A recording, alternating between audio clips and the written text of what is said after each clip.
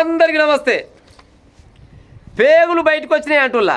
ఈ వీడియోని ప్రతి ఊర్లో కుక్కలున్నా, ఏ ఊర్లోకి అయితే కుక్కలు ఉంటాయో గాలు బరాబర్గా ఇనురి, ఏ మాత్రం తప్పు చెప్పినా బరాబర్గా కామెంట్ పెట్టుర్రి. కుక్కలు ఉన్న ఊరోళ్ళు మాత్రం పక్క ఇనురి. పేగులు బయటికి వచ్చేలా కరిశాయి. నల్లగొండలో ఓ మహిళపై పిచ్చి కుక్కల దాడి. తీవ్ర గాయాలతో ఆసుపత్రి పాలైన బాధితురాలు. 2 ఏళ్ల బాలుడు ఓ యువకుని పైన దాడి. ఉమ్మడి రంగారెడ్డి జిల్లాలో రెచ్చిపోయిన వీధి కుక్కలు.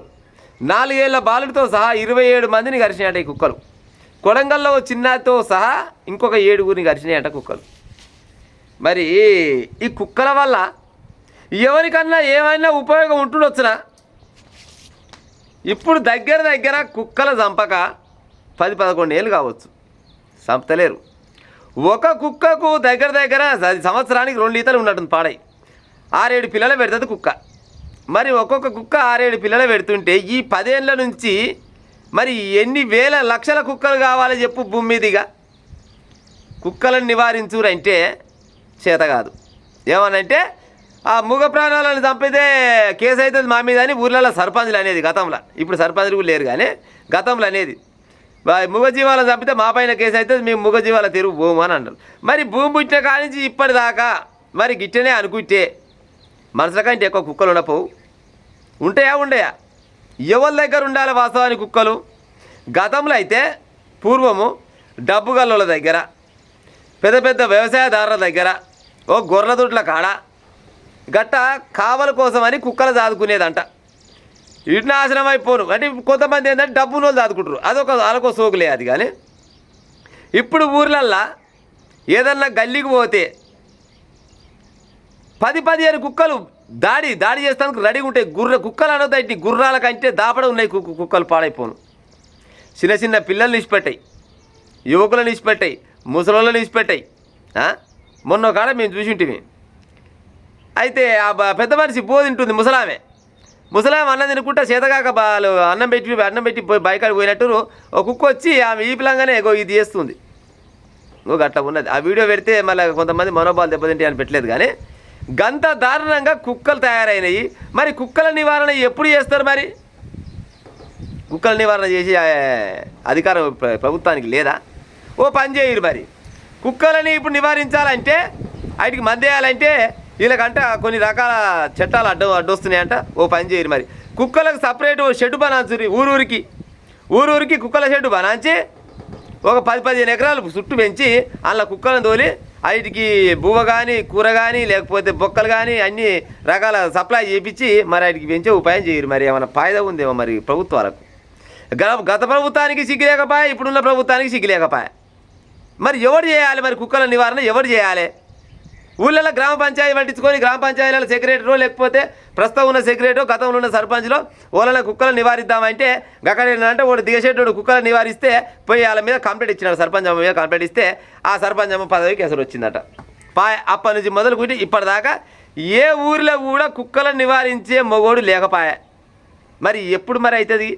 చిన్న పిల్లలు బయలుకి పోయి వస్తేందుకు భయపడుతురు, పోతందుకు భయపడుతురు, వస్తేందుకు భయపడుతురు. ప్రజలారా, మీ ఊర్లో కుక్కలుండే బరాబర్గా మీరంతా కలిసి ఏదో గ్రామ పంచాయతీ తాళం వేసి ఉపాయం చేయరు.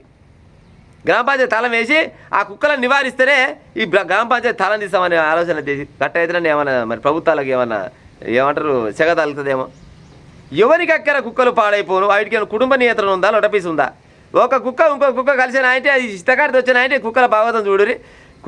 ఒక కుక్కకు 7 పిల్లలు. 7 పిల్లలు అంటే ఒక కుక్క సంవత్సరానికి 14 పిల్లలు పెడుతుంది. మరి అట్టనే ఊరిలో ఒక 2000 కుక్కలు ఉన్నాయి అనుకో, 2000 ఇంటూ 14 పెట్టుకోరి. మరి ఇక ఎన్ని వేలు అవుతుండొచ్చు, ఎన్ని లక్షలు అవుతుండొచ్చు దేశం మొత్తంలో. ఇప్పటికిప్పుడు అదేదో జనాభా లెక్కల ప్రకారం చూస్తారు కదా, జనాభా కంటే ఎక్కువగా తెలంగాణ రాష్ట్రంలో అయినా ఆంధ్రప్రదేశ్లో అయినా కానీ మనుషుల కంటే కుక్కలు కోతులే ఎక్కువ ఉంటాయి. మరి ఎవడు పట్టించుకోవాలి? ఎవడు పట్టించుకోవాలి? పొద్దుగాల లేస్తారు కదా బజార్లో దర్వాజా ముందరనే కుక్కలు ఇది పోతున్నాయి, గబ్బు వాసన. అసలే వానకాలం, లేని రోగాలు వస్తుంటాయి. మరి ఇవన్నీ ఓడి పట్టించుకోవాలి. మరి ఈ కుక్కల వల్ల ప్రభుత్వాలకు ఏమైనా ఫాయిదా ఉందంటే కొనబోయి అటేగలు కట్టేసుకోరా, పట్టణంకాయ కట్టేసుకొని కుక్కలతో పెట్టుకొని వాటి సాదే ఉపాయం చేయరాదురు. మరి జర్రనన్న జనాల మీద సొయ్యి లేని ప్రభుత్వాలు తలగబడ్డాయి. ఎవరికి ఎక్కరా ఈ కుక్కలు నాశనం అయిపోను, వాటితోటి ఎవరికన్నా ఉపయోగం ఉన్నదా? మొన్న ఒక కాడ ఏదో ఇచ్చిన అనుకుంటా, కోటీశ్వరుడు కోటాను కోట్ల రూపాయలు ఉన్నాడ, కుక్క దాడిలో చచ్చిపోయినాడ. కుక్క దాడి కోటీశ్వరుడు అయితే ఏదైతే అది కుక్కేనా? దానికి ఎరకనా ఈ కోటీశ్వరుడా, ఈ డబ్బు గలవాడా, ఈ డబ్బు లేనోడా, పేదోడా అని ఎరకనా దానికి? దాని బుద్ధి కుక్క బుద్ధి చూపించుకుంది, ఆడు చచ్చిండు. అట్లా దగ్గర ఒక్క రోజుల్లో 27 మందిని కరిచినాడు కుక్కలు. చూడురిగా నల్లగొండ ఉమ్మడి రంగారెడ్డి జిల్లాలో వీధి కుక్కలు ఆదివారం రెచ్చిపోయాయి. ఈ 2 ప్రాంతాల్లో కలిసి 30 మందికి పైన దాడి చేశాయి.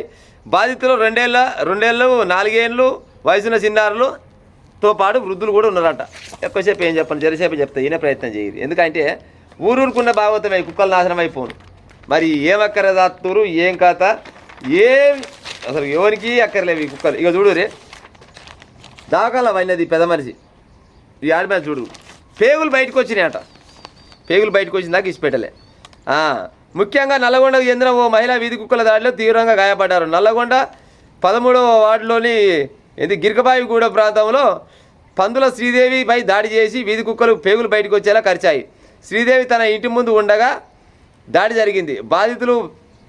బాధితురాలు ప్రస్తుతం హైదరాబాద్లోని ఓ కార్పొరేట్ ఆసుపత్రిలో చికిత్స పొందుతుంది. ఆయన కార్పొరేట్ హాస్పిటల్కి పోతే ఉత్తగా అయితే ఆ కార్పొరేట్ హాస్పిటల్కి పోతే దగ్గర లక్షల రూపాయలు అవుతాయి. మరి ఈ లక్షల రూపాయలు ఓడిపెట్టాలి మరిగా. ఇట్లా ఎంతమందిని కరుస్తలేవు కుక్కలు ఇవి.